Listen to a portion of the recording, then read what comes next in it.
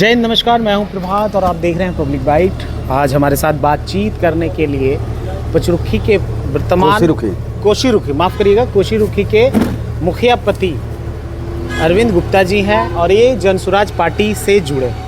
आइए हम सबसे पहले जानते हैं कि ये इनका रुझान जनसुराज के साथ कैसे जुड़ा। सबसे पहले तो बहुत बहुत स्वागत है सर आपका। आपको भी स्वागत है सर, धन्यवाद आपको भी। और प्रशांत सर एक ऐसे व्यक्ति हैं जो हमारे बिहार में ऐसे जननायक के रूप में आए हैं सर। मैं उनसे काफ़ी प्रभावित हुआ सर और तभी से मैं निर्णय लिया कि मैं प्रशांत सर के साथ में मैं जुड़ूंगा, क्योंकि मैं पिछले 9 साल से मुखिया हूँ। 1 साल और मेरा कार्यकाल रहा सर दूसरे बार में। तो मुझे प्रशांत सर की बात बहुत अच्छी लगी और इनका सोच और इनका जो, हम भी एक मुखिया हैं सर, अब गरीब परिवार से हैं, बिलोंग करते हैं सर, पंचायत में एक ईमानदारी से मैं पंचायत चलाता हूं सर।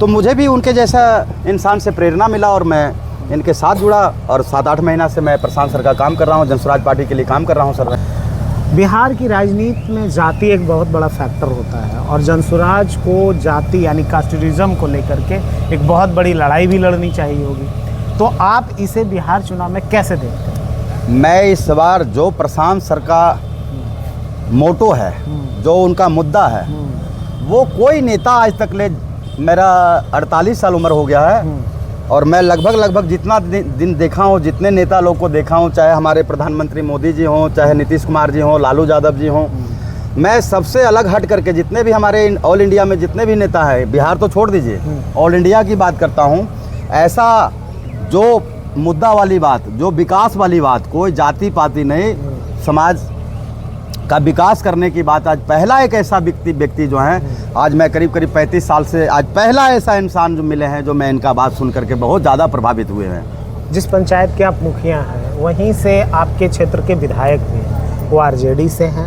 और विगत के कई वर्षों से वो चुनाव भी लड़े हैं। क्या जनता ये समझ रही है या समझने की कोशिश करेगी आने वाले विधानसभा 2025 में गोविंदपुर से जनसुराज का चेहरा अरविंद गुप्ता होंगे क्या? जी ऑफ कोर्स। हमारी वाइफ जो है पूनम कुमारी, श्रीमती पूनम कुमारी, वो जनसुराज पार्टी से हम लोग भावी प्रत्याशी के रूप में उनको मैं देख रहा हूँ, मान रहा हूँ। और रही बात लोगों में सर बदलाव की भावना है, लोगों को जो लोग ठगा हुआ है महसूस कर रहा है, अपने आप को ठगा हुआ महसूस कर रहा है, पिछले 25-30 साल से ठगा हुआ महसूस कर रहा है सर।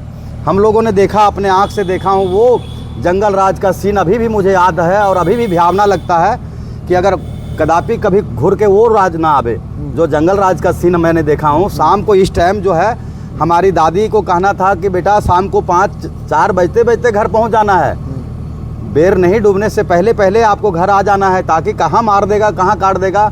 तो वो सब परिस्थिति है, अभी की बात है सर।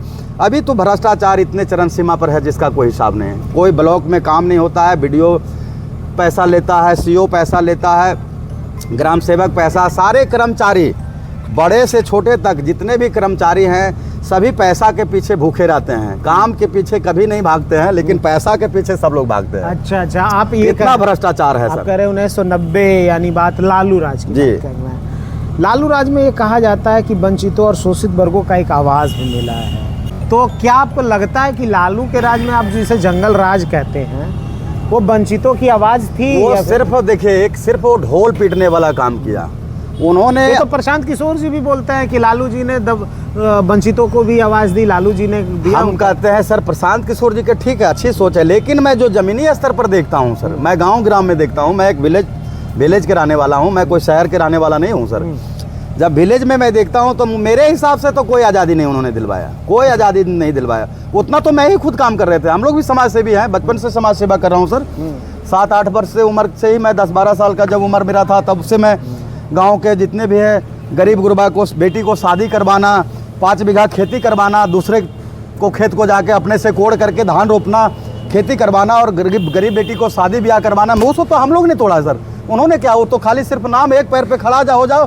हाँ, यादव समाज जरूर एक पैर पे मेरा खड़ा हो गए, यादव समाज को जरूर वो कल्याण कर दिए सर। बाकी गरीब गुरबा को चला जाए, एक भी मांझी अगर कह देंगे, एक भी राजवंशी कह देंगे, एक चौधरी कह देंगे कि हम लोग सब बहुत ज़्यादा खुशहाल हैं, बहुत ज़्यादा हम लोग ऐसे हैं, तो हम तो नहीं, मेरा ख्याल है नहीं कोई कहेंगे। मुखिया जी, जनता के द्वारा से सवाल भी आता है, बहुत सारे लोग ये कहते हैं कि मुखिया जी जो होते हैं पैसा कमाते हैं, इधर मनरेगा का हो गया, पीआरएस से हो गया, जितना पैसा लिए और फिर विधायकी में चुनाव लड़ लेते हैं। मुखिया, क्या आपका भी वैसा ही कुछ सोच है क्या? मैं तो कहा सर, हमने अभी पिछले 12 अगस्त 2024 को मैंने अमर अनशन रखा सर। अमर अनशन आपने किया जो प्रखंड में रखा सर, और गरीब को 1,82,00,000 रुपया जो गबन किया है मनरेगा के अधिकारी और हमारा पंचायत के जो दलाल है, दोनों मिली भगत होकर के जो गबन किया है, उसके चलते मैंने 105 घंटा अमर अनशन किया।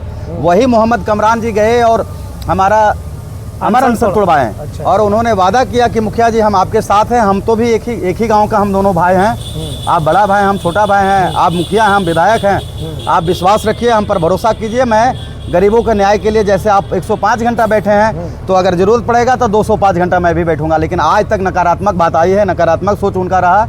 कभी उन्होंने एक बार भी नहीं सोचा और एक बार पूछा भी नहीं। मैंने बार बार रिप्लाई भी दिया कि विधायक जी एक बार रो में कुदरती मुलाकात हो गए। हमने ज़बरदस्ती जाके वहाँ पे बैठे, बगल में उनको प्रणाम पाती किया और कहा कि विधायक जी अभी हमारे गरीब गुरबा का जो है रोज़ पूछता है कि कब पैसा मेरा खाता में आएगा मुखिया जी। 18-20 हज़ार जो इंदिरा आवास प्रधानमंत्री जो मिलता है ना सर, उसका मनरेगा द्वारा जो पैसा जाता है वो पीआरएस जो है, पीआरएस पीटीए जेई जो है प्रोग्रामर, हाँ प्रोग्रामर, अब एक प्रोग्राम ऑफिसर जो होते हैं, पीओ होते हैं, ये सभी मिली भगत से अपने नाता रिश्तेदार के खाता में भेज दिया पैसा, सारे जगह दुरुपयोग किया। अगर सवाल आपका ये है सर कि मुखिया बन करके विधायक चुनाव लड़ते हैं, तो नहीं, मैं पैसा से नहीं विधायक लड़ने जा रहा हूँ सर, दिल से लड़ने जा रहा हूँ। और जो गरीब को मैं सेवा करता हूँ, जो गरीबों के प्रति मेरा जो सहानुभूति है, उसको मैं फिर से दोबारा एक पंचायत का मुखिया होने के नाते तो मैं बहुत कुछ कर रहा हूँ। मैं चाहता हूँ कि एक विधानसभा में भी इस बार हमारा जलवा देखे। और मैं तो पहले ही कह चुका हूँ कि हमारी पत्नी विधायिका अगर बन जाएगी तो एक विधायक प्रतिनिधि होते हैं सर, साथ के साथ 11 व्यक्ति, कौआ कुल से 11 व्यक्ति जो आज मेहनत कर रहा है, मशक्कत कर रहा है, फील्ड में दौड़ रहे हैं, लोगों को जागृत कर रहे हैं, वैसे व्यक्ति को चिन्हित करके और बढ़िया व्यक्ति को, जो कि 11 कौआ कुल के होंगे, 11 रोह के होंगे, 11 गोविंदपुर के होंगे, 33 सदस्य ये हो गया और 2 35 सदस्य, ये 3500 लोग विधायक रहेंगे। हमारा गोविंदपुर विधानसभा का वादा है, प्रत्येक जनता से मैं वादा कर रहा हूँ कि ये 3500 सदस्य हमारा विधायक रहेंगे। ना कि जो पूनम कुमारी अगर जीत गई, विधायक बन गई, तो हेलीकॉप्टर पर पटना में घूमेगी, वो काम नहीं होगा सर। हमारा धरातल पर सभी लोगों को बीच में जाना है। मैं प्रपोजल जो रखा हूँ कि हमारा विधायक जो 3500 व्यक्ति होंगे, वो 2-2 दिन, 365 दिन का साल होता है, 2-2 दिन प्रत्येक पंचायत में जा करके सभी जितना भी प्रखंड के पदाधिकारी हैं, कर्मचारी हैं, सभी को बुलाएंगे। और जितने भी पंचायत के छोटे बड़े जनप्रतिनिधि हैं, चाहे विधायक हो, जिला परिषद हो, मुखिया हो, सरपंच हो, वार्ड हो, सदस्य हो, पंच हो, सरपंच हो, जो भी हैं, सभी जनप्रतिनिधि को बुलाया जाएगा और सभी के बीच में बैठ करके सभी को, गरीब गुरबा का जो आज परेशान है, किन्हीं को पेंशन नहीं मिलता है, आज किन्हीं को मृत्यु प्रमाण पत्र नहीं बनता है, इतने फ्रॉड हो रहा है प्रखंड लेवल पे, इतने फ्रॉड होता है सर, बिना घूस का तो कोई है ही नहीं, मानता ही नहीं, सुनता ही नहीं है। अभी हमारा अकाउंटेड है, ठीक है ना, अब उसको जो पैसा पेमेंट किया उसको 1.5% पहले नहीं पहुंचाते हैं, तो क्या है, मैं उसके पास फाइल भी भेज दूं, वो रिकॉर्ड नहीं तैयार करेगा, ना ही तो ऐसा क्या बात कर रहे हैं? आपके क्षेत्र के विधायक जी कहते हैं कि कमीशन खोरी नहीं होगी। अरे भैया, विधायक जी एक आध दिन ब्लॉक का शकल देखे हैं? नहीं देखे। कौआ कुल ब्लॉक का शकल देखे कि कैसा है कौआ कुल का ब्लॉक? हैं जनता का हम सेवक गलत हैं। बात है। मैं कहता हूँ मुझे मेरे सामने डिबेट करवाइए उनको, मोहम्मद कमरान जी को माइक पे बोलते रहते हैं कि डिबेट करवाइए मेरे सामने। अगर मोहम्मद कमरान जी बोल देंगे, जो वर्तमान विधायक हैं, अगर वो बोल देंगे कि रो ब्लॉक का मुंह देख लिया हूँ, कौआ कुल ब्लॉक का मुंह देख लिया हूँ, गोविंदपुर ब्लॉक का मुंह देख लिया हूँ, तो एक तरफ का मोथ मुड़वा करके घूमेंगे मैं सारा जिला। क्या बात करते हैं जनाब? नहीं करते। एक भी कर्मचारी से नहीं, कोई सैलरी ना लेते हैं, सैलरी नहीं लेते हैं। अब क्या करते हैं, सो तो उनका निजी मामला है। अपना एक ब्लॉग बनाते हैं, उसमें लिखते हैं ब्लॉग बनाते हैं, जनता का पैसा, अरे जनता ब्लॉग बनाना है, सुनिए ना, ब्लॉग बनाने से नहीं होता है सर। जनता के बीच में जाके काम कीजिएगा, उसका आंख से आंसू पोंछिएगा। हमारा तो कोसी रुखी पंचायत है, उनका घर है वहाँ। चलिए एक बात दिखा देता हूँ, जहाँ कहता है ना लालटेन के तले अंधेरा रहता है, दीपक दिया तले अंधेरा रहता है, तो वैसे ही पूरा कोसी रुखी अंधेरा में पड़ा हुआ है। उन्होंने किसको क्या एक भलाई किए, किसी को गरीब का भलाई किए, क्या किए? कोई सड़क बनवा दिए। अजय नगर ऐसा गांव है जो जहाँ का 300 संख्या हमारे राजवंशी समाज के, राजभर समाज के हैं, 300 घर है वहाँ।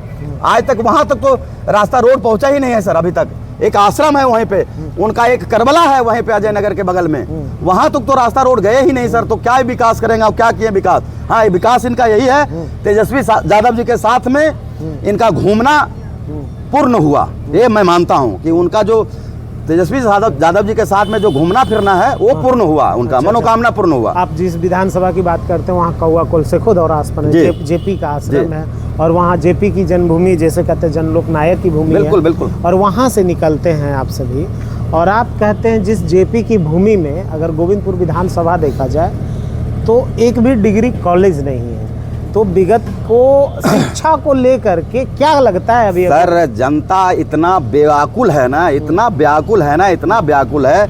हम लोगों ने बस सिर्फ यही सवाल करते हैं कि चाची दीदी क्या हम लोग को रूपो कौआ कोल में एक बढ़िया हॉस्पिटल होना चाहिए। अरे वहाँ तो छोड़ दीजिए भाई, यहाँ का नेत्री देखिए ना, आज हॉस्पिटल में पानी भरा हुआ है, एक टोना है, बिल्कुल भरा हुआ। नवादा सरकारी हॉस्पिटल का हालात देख लीजिए ना भाई। हमारे माननीय विधायिका विभा देवी जी और जो बड़े बड़े नेता हैं यहाँ के, जो हैं हमारे एमएलसी साहब अशोक यादव जी हैं, उनको सबको चिंतन मंथन करना चाहिए था, जो कि हम लोग रो ब्लॉक से मैंने अकेला मुखिया फुल्ली सपोर्ट उनको किया और वहाँ से पूरा भरपूर प्यार मिला, आशीर्वाद मिला। लेकिन एक दिन भी क्षेत्र झांकने गए, मैं भी उस अमर अनशन में अशोक यादव जी को मैं 2 बार 3 बार फ़ोन किया, लेकिन फ़ोन चौथा बार से फ़ोने उठाना बंद कर दिए। तो मैं लगता है एमएलसी के चुनाव में पैसा लिए होंगे इसलिए, और जी मैं बंद कर दिए। बात बता दे रहा हूँ, मैंने आज तक 5 पैसा से मुझे कोई खरीद नहीं सकता है। मैंने आज तक अरविंद कुमार गुप्ता देने का काम किया है, गरीब गुरबा को लेने का काम कभी नहीं किया। हाँ लेता हूँ, जो मेहनत जहाँ मैं करता हूँ अपना मजदूरी वो लेता हूँ, बाकी अन्यथा मैं किसी से 5 पैसा हाथ पसारने का मेरा आदत नहीं है, ना ही मेरा संस्कार है वैसा। तो ये गाड़ी जो चल रही है मुखिया जी की, गाड़ी चल रही है, प्रशांत किशोर जी दिया है, पार्टी की गाड़ी है, 45,000 रुपये आता है। हम तो गरीब आदमी मुखिया, हम कहाँ है भाई, 5 रुपए का नाश्ता करते हैं, 10 रुपए का समोसा खाते हैं, ऐसे करके सब लोगों को 10-15 लोगों को जोड़े रखे हुए हैं। रोज घूमता हूँ मैं। एक रजनीश कुमार हमारे जुआ प्रखंड अध्यक्ष हैं, उनको मिला है, एक हमें मिला है। हम इस गाड़ी से 15 लोग बैठते हैं और जाते हैं अपने क्षेत्र में, जा करके भ्रमण करते हैं, लोगों को समझाते हैं। और लोगों में सर पत्रकार महोदय, मैं एक चीज़ स्पष्ट कर देना चाहता हूँ कि इस बार बदलाव 200% तय है सर। अच्छा जी, एक तरफा रहेगा वोटिंग। गोविंदपुर की बात बता देता हूँ, आधा से ज्यादा रहेगा जनसुराज पार्टी का वोट और आधा से कम में तीनों चारों महाराज का रहेगा वोट। अच्छा जी, ये तीनों चारों महाराज मतलब कहाँ? गोविंदपुर में तीनों 4 महाराज जो और भी आएंगे, जो पहले से अपना राज कर रखे हैं पहले से। ये सीधा सवाल है कि आधा हम ले लिए कब राज्य, आधा आप तीनों समेट लीजिए। नहीं, आधा से ज्यादा जनसुराज पार्टी का वोट रहेगा। वही तो कहा कि आधा जनसुराज और आधा से कम में तीनों चारों महाराज, तीनों चारों 5 जो महाराज रहेंगे उनका रहेगा वोट। ये बात सच है। और गोविंदपुर विधानसभा का जनता ने ठाना है कि नया बिहार बनाना है और नया विधानसभा बनाना है, और जान रहे हैं कि एक ऐसे मुखिया है जो कि आज तक ले हमारा जीवन में 1 रुपया किसी से बेईमानी नहीं किया, 1 रुपया किसी से ठगी नहीं किया। आज तक जीवन काल में मैंने एक मोटरसाइकिल नहीं लिया हूँ, 2 पहिया गाड़ी तक नहीं लिया हूँ सर। और मेरा घर चलिएगा तो देखिएगा तो एक साधारण घर के जैसा लगेगा, कि एक मुखिया का घर नहीं लगेगा, एक आम व्यक्ति का छोटा सा, वो भी गरीब व्यक्ति को लगेगा। ये नहीं साधारण व्यक्ति नहीं, साधारण व्यक्ति मतलब कि मोटा मोटी घर द्वार बना हुआ है, उस प्रकार से नहीं, एक गरीब व्यक्ति का हो। बचपन से मैंने गरीबी झेला हूँ, वो मैं देखा हूँ, इसीलिए आज भी हमें गरीबों के प्रति मेरा आत्मा और सब कुछ उनके प्रति समर्पण है। सवाल है जी हमारा सर, कि अगर अरविंद कुमार गुप्ता जी की पत्नी गोविंदपुर की विधायक बन जाती है, भगवान करे अगर आपको टिकट मिले और आप जीते, तो सबसे पहला काम और बिल्कुल शॉर्ट में क्या करेंगे? सबसे पहला काम तो देखिए शिक्षा के प्रति जो हो ही रहा है बात। सबसे पहला जो शिक्षा है गांव-गांव में, जो हमारे मांझी समाज, हमारे राजभर समाज का, और जो हमारे सबसे पहला काम तो देखिए मनरेगा में जो हो रहा है लूट, बस सबसे पहला काम यही करेंगे कि जो ये प्रखंड के जो पीओ और जिला के जो डीडीसी महोदया, ठीक है ना, बैठ के जो लूटते हैं और लुटवाते हैं पंचायत में, पहला काम तो मैं अपने पंचायत में ही शुरू करूंगा कि सभी गरीब गुरबा का मास्टर रोल निकले, और ये जो दलाली वाला जो काम करता है, घूसखोरी वाला ये लोग जो काम करता है, इन सबों को पहला काम बंद करवाऊंगा। वही काम करूंगा मैं, अपना पंचायत से ही गरीब गुरबा का मास्टर रोल निकालूंगा पहला। बड़ा धन्यवाद आपका। तो ये थे हमारे साथ गोविंदपुर के मुख्यपति अरविंद कुमार गुप्ता जी। हमारे कई सवालों का बड़े सातिरपूर्वक से जवाब दिया और बहुत ही आसान भाषा में लोगों को समझाया कि क्या करप्शन है और क्या करना चाहते हैं। वीडियो को आपने देखा, अपने सुझाव, अपनी प्रतिक्रिया के लिए कमेंट बॉक्स में ज़रूर करें। वीडियो अच्छा लगे तो शेयर करें। तब तक के लिए खबरों के लिए बने रहे। मैं प्रभात, पब्लिक वाइट, नवादा।